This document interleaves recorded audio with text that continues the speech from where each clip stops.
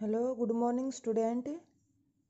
पिछले लेक्चर में हमने पढ़ी थी वैलेंसी कि वैलेंसी क्या होती है। Combining capacity of an atom कि एक जो एटम है वो और कितने एटम के साथ कंबाइन कर सकता है। ठीक है। और फिर हमने वहाँ पे वैलेंसी कैसे कैलकुलेट करते हैं वो भी देखा था कि अगर किसी भी एटम के वैलेंस सेल में 4 या 4 से कम इलेक्ट्रॉन है तो वो उसकी वैलेंसी हो जाती है। लेकिन अगर इलेक्ट्रॉन 4 से ज़्यादा है तो आप उसे 8 माइनस करके और जो भी आपका रिजल्ट आएगा वो उसकी वैलेंसी होगी। ठीक है। तब जो वैलेंसी है वो क्यों यूज़ करते हैं, ताकि हम आगे केमिकल फॉर्मूले बना सके। तो सबसे पहले देखो केमिकल फॉर्मूला क्या होता है। The chemical formula of A compound is a symbolic representation of its composition कि जो आप किसी एक केमिकल फॉर्मूला लिया है, कोई कंपाउंड है, उस कंपाउंड को सिंबल की फॉर्म में कैसे रिप्रेजेंट कर सकते हो। अगर एग्जांपल की बात करें, जैसे आप बोलते हो सोडियम क्लोराइड। ठीक है। ये एक कंपाउंड है, इसका सिंबॉलिक रिप्रेजेंटेशन कैसे करते हो, NaCl। ये इसका सिंबॉलिक रिप्रेजेंटेशन होता है। तो यही बताया इसने कि किसी भी कंपाउंड की सिंबॉलिक रिप्रेजेंटेशन कैसे करेंगे। अब इसके लिए कुछ रूल होते हैं। देखो सबसे पहला रूल क्या होता है कि जो भी वैलेंसी है फिर उसके ऊपर चार्जेस प्रेजेंट है वो बैलेंस होने चाहिए। नेक्स्ट क्या है, देखो किसी भी कंपाउंड में दो पार्ट मिलेंगे, एक आपको मेटल और एक नॉन मेटल। तो मेटल हमेशा लेफ्ट साइड लिखनी है। ठीक है। और जो नॉन मेटल है वो उस कंपाउंड के राइट साइड में लिखनी है। जैसे मेटल का example calcium, sodium, iron, copper. अगर आपको ये वाले कंपाउंड मिलते हैं तो ये आप शुरू में लिखोगे और उसके बाद में आप क्या लिखोगे, नॉन मेटल, ऑक्सीजन वगैरह, क्लोरीन, सल्फर। ठीक है। थर्ड रूल क्या है, देखो अगर किसी भी कंपाउंड में पॉली एटॉमिक आयन प्रेजेंट है तो उस आयन को ब्रैकेट के अंदर लिख के और फिर यहाँ पे उसका रेशियो लिखना है। ठीक है। देखो अब एग्जांपल पढ़ते हैं कैसे केमिकल फॉर्मूले बनते हैं, इंपॉर्टेंट टॉपिक है। एग्जांपल है फॉर्मूला ऑफ हाइड्रोजन क्लोराइड। ये कंपाउंड का नाम दे दिया। तो सबसे पहले हम ये बताएं कि इस कंपाउंड में कौन कौन से कंस्टिट्यूएंट है। तो एक तो हाइड्रोजन है और एक क्लोरीन है। ठीक है भाई, हाइड्रोजन और क्लोराइड को क्लोरीन। ठीक। अब हाइड्रोजन का एटॉमिक नंबर होता है 1, तो इसकी वैलेंसी भी क्या होगी 1। क्लोरीन का एटॉमिक नंबर कितना होता है 17, और 17 क्या अपने इलेक्ट्रॉनिक कॉन्फ़िगरेशन पीछे लिखी है 2 8 7। तो लास्ट में 7 इलेक्ट्रॉन आते हैं तो आपको 8 में से माइनस करने पड़ेंगे और एक आया। अब ये जो एक है ये इसके नीचे यहाँ पे जाएगा और ये इसका एक यहाँ पे आएगा, और जो आपका कंपाउंड बनेगा H मतलब 1 यहाँ पे और Cl भी 1, और इस 1 को दिखाएंगे नहीं, ये हो जाएगा HCl। क्लियर है। फिर देखो पॉलीएटॉमिक आयन क्या होते हैं। आपने आयन्स पढ़े हैं कि किसी भी एटम के ऊपर चार्ज प्रेजेंट हो उसे आयन बोलते हैं। और पॉलीएटॉमिक आयन क्या बताओगे, पॉली मीन्स ज़्यादा, एटॉमिक मीन्स एटम, कि a group of atom carrying a charge is known as polyatomic ion. इनके एग्जाम्पल है, ये याद करने हैं कि कौन कौन से पॉलीएटॉमिक आयन है। अमोनियम आयन है NH4 पॉजिटिव। हाइड्रोक्साइड आयन देखो hydro oxide OH negative. Nitrate ion NO3 negative. Hydrogen carbonate HCO3 negative. Carbonate CO3 2 negative. Sulphide SO3 2 negative, और सल्फेट में SO4 2 नेगेटिव। ध्यान रखना ये सल्फाइड होता है, ये सल्फेट है। Phosphate PO4 3 negative. अब देखो बेटा, जितने भी आपके पॉलीएटॉमिक आयंस हैं इनके ऊपर जो चार्ज प्रेजेंट है ये चार्ज ही इनकी वैलेंसी है। ठीक है। जैसे NH4 पॉजिटिव की वैलेंसी बात करें तो इसके ऊपर एक चार्ज है तो इसकी एक वैलेंसी है। OH नेगेटिव के ऊपर 1 नेगेटिव है तो 1 वैलेंसी है। कार्बोनेट के ऊपर 2 नेगेटिव है तो इसकी वैलेंसी होगी 2। क्लियर है। अब हम कुछ एक कंपाउंड की फॉर्मेशन करके देखते हैं। देखो केमिकल फॉर्मूले तभी बनाने आएंगे जब आपको एटॉमिक नंबर याद हो। ठीक है। जैसे मैंने नाम बोल दिया कैल्शियम क्लोराइड कंपाउंड। अब देखो कैसे प्रिपेयर करेंगे। सबसे पहले तो बताएंगे हमें कि एटम कौन कौन से हैं इसमें। एक तो कैल्शियम है, कैल्शियम का सिंबल क्या होता है Ca, और एक क्या है क्लोरीन है। फिर आप इसकी इलेक्ट्रॉनिक कॉन्फ़िगरेशन लिखो।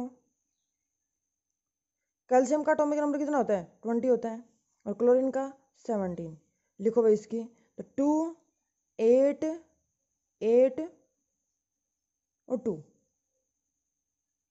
ठीक है, नेक्स्ट क्लोरीन की देखो 287।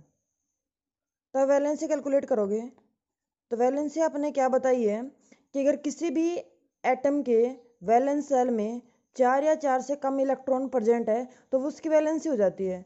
इसकी वैलेंस सेल में 2 इलेक्ट्रॉन प्रेजेंट है तो इसकी वैलेंसी कितनी होगी 2।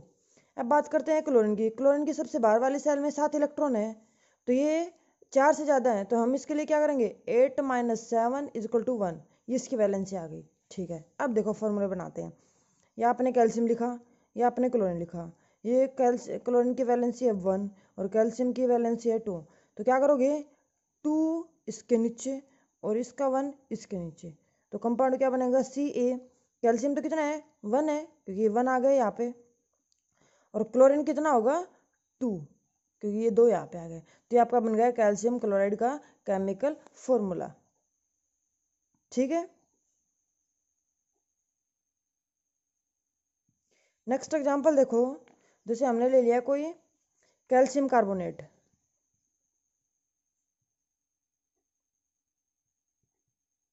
तो सबसे पहले एटम लिखेंगे कौन कौन से एटम है या फिर जो भी है एलिमेंट लिख दो, कंस्टिट्यूएंट लिख दो आप यहाँ पे कि कौन कौन से कंस्टिट्यूएंट है वो प्रेजेंट है।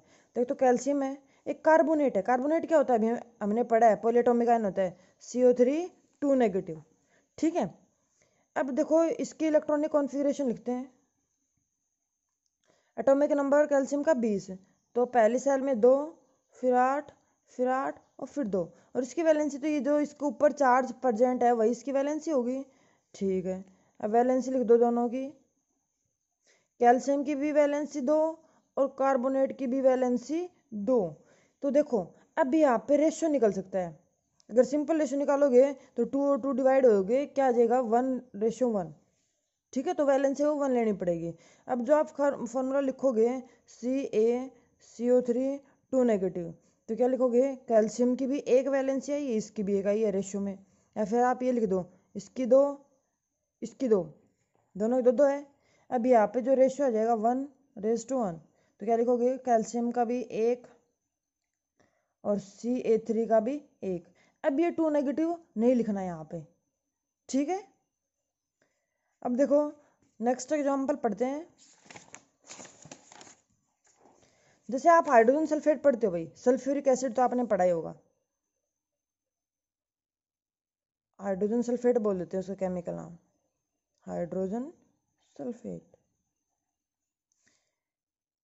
कंस्टिट्यूएंट कौन कौन से हैं यहाँ पे,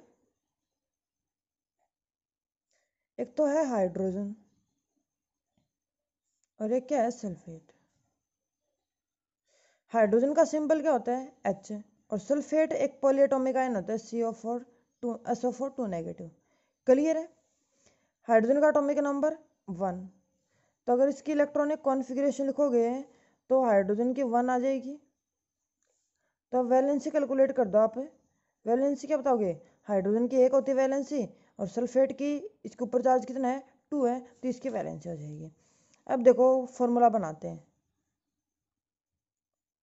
फॉर्मूले क्या क्या करोगे ये H और ये SO4 2 इसकी वैलेंसी आपने 1 बताई है तो 1 तो आएगी यहाँ पे और 2 आएगा यहाँ पे जो इसकी वैलेंसी है। क्लियर है, तो आप लिखो फिर H2SO4 और 1 लिखने की जरूरत नहीं है। क्लियर है, नेक्स्ट देखो जैसे हमने ले लिया एल्यूमिनियम सल्फेट।